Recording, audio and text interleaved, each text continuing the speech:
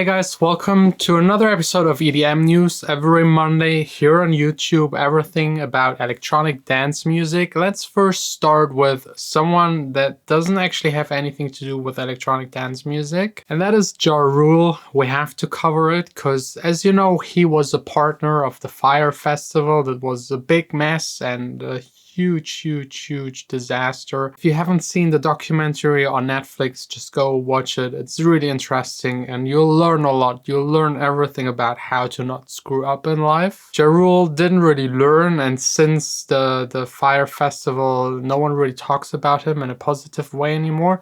But he stated in an interview that he's interested in starting another festival and this time do it properly. And he was like, all of the mistakes, he was claiming it was his partner or his partners, and he didn't have anything to do with the failure of it. I'm not sure if this will work out, him doing another festival. I'm sure like there will be a lot of doubt and no one will actually buy any ticket because the risk is just way too high. But we'll see. Let me know in the comments what you think about a second Fire Festival. Next up, Martin Garrix, #1 of the DJ Mag Top 100 2 years in a row, and the third time might be ahead of him, because next week at the end of ADE there will be a winner announced. And he stated in an interview that he doesn't really care about being #1, and he thinks that it's not really fair. He might have a little more hype than some others on the list, but he started making music because of Tiesto, and Tiesto's underneath of him in the DJ Mag Top 100. He said it's not really fair, it doesn't make a lot of sense.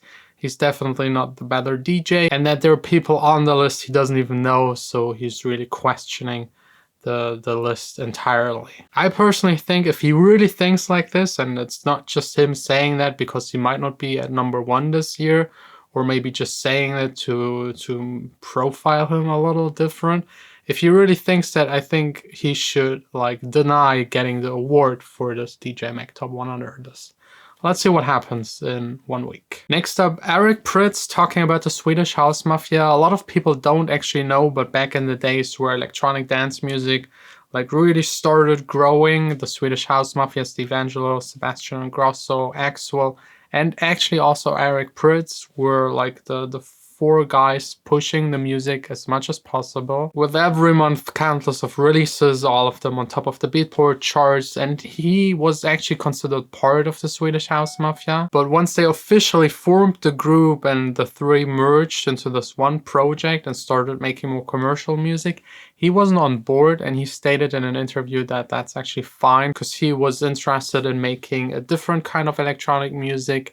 And he still respects all three of them. They're still good friends, but he's actually the last member of the Swedish House Mafia. My personal theory is also that he doesn't like flying. A lot of people don't know that actually, but he's not touring a lot. He's trying to not travel a lot, not to fly a lot. He canceled once an entire Australia tour because he was like running outside of the plane again. He just couldn't do it.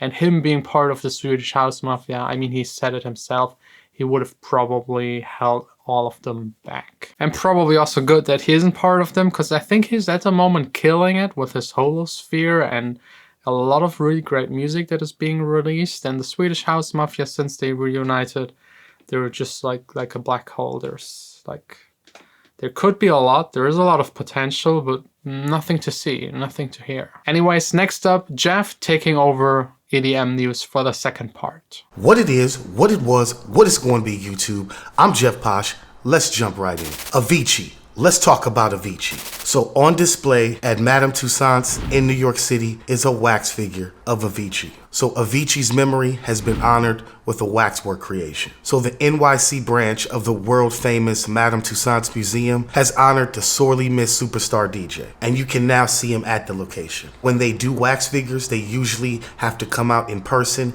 and get the person's exact body weight, measurements, all those things. In this case, they couldn't do that, so they tried their best to get everything correct to what Avicii's exact dimensions would be. This project has also granted big support from the Bergling family themselves. The Bergling family said it was their honor and pleasure to work with the museum on this project. So the family was involved all the way from when the phone call was made and the family gave the approval to when the first clay molds started being sculpted, all the way down to the final product. The family was involved and everything went off without a hitch. April of last year, Tim Bergling passed away at an untimely death. The cause was suicide, and it's called music professionals all over the industry to reevaluate mental health. His posthumous album, Tim, just came out June of this year. So those that actually go there to view Tim's statue, you will be greeted pleasantly by music and clips of his performances playing on speakers nearby. So guys, what do you think about the Avicii statue? Leave some comments below. Moving on. Keith Flint. Let's talk about Keith Flint. So Keith Flint's personal possessions are going to be auctioned off next month. So some of the personal items that belong to Keith will be auctioned off to settle his estate. At 6 p.m. on November 7th at Shefflin's Fine Art Auction House in Cambridge, they will be auctioning off some of his personal items, which include jewelry, furniture, motorcycle apparel, and his gold and platinum plaques. The auction will also have a ton of Prodigy memorabilia as well. So what do y'all think about Keith Flint's personal items being auctioned off to settle his estate? Leave some comments below. Moving on. Zedd. Let's talk about Zedd. So Zedd just recently liked a tweet, and for that reason, he got banned from China. So you guys know the cartoon South Park. So there's an episode called Banned in China. Yeah, I know. Let's keep going with the theme. It's called Banned in China, and it talks about Hollywood bending over backwards for overseas censors. So Zedd liked that post, and that is the reason why now, by the Chinese government or something going on, he's now banned from China because he liked the post, which is talking about censorship and banning censorship and Hollywood bending over backwards for overseas. So you get it, it's the same thing. It's actually like life imitating art, imitating life all over again. The show itself, South Park, that episode, it's been scrubbed from the Chinese internet. So it seems like you can't search it, you can't look for it anywhere if you're in China. Somehow Zedd found it, he's got a hold of it, and now he's unable to enter into China because of it. And it's all real. It's real. It's not fake at all, because the Chinese government has officially banned his travel. So he's forced the promoters, the shows, everything in China, as far as Zedd goes, as far as shows, Zedd can't enter China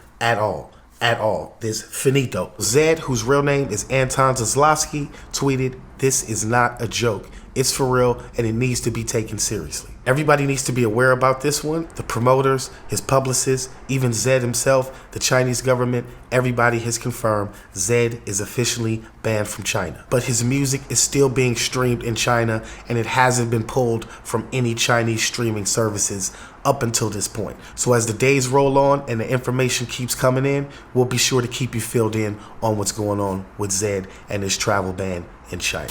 Coming to you live and direct from San Francisco, California, I'm Jeff Posh. Thank you for watching this episode of EDM News, where it's one thing I know and it's two things that's real. If you want to hear the real, you're going to hear it here first on EDM News. You know the slogan, one ear to the streets, pulse of the culture in our veins. Let's kick it back to John. Peace. Huge thanks to all of you for watching. Don't forget to like, subscribe, hit the bell icon. We'll see us again next week for another episode of EDM News.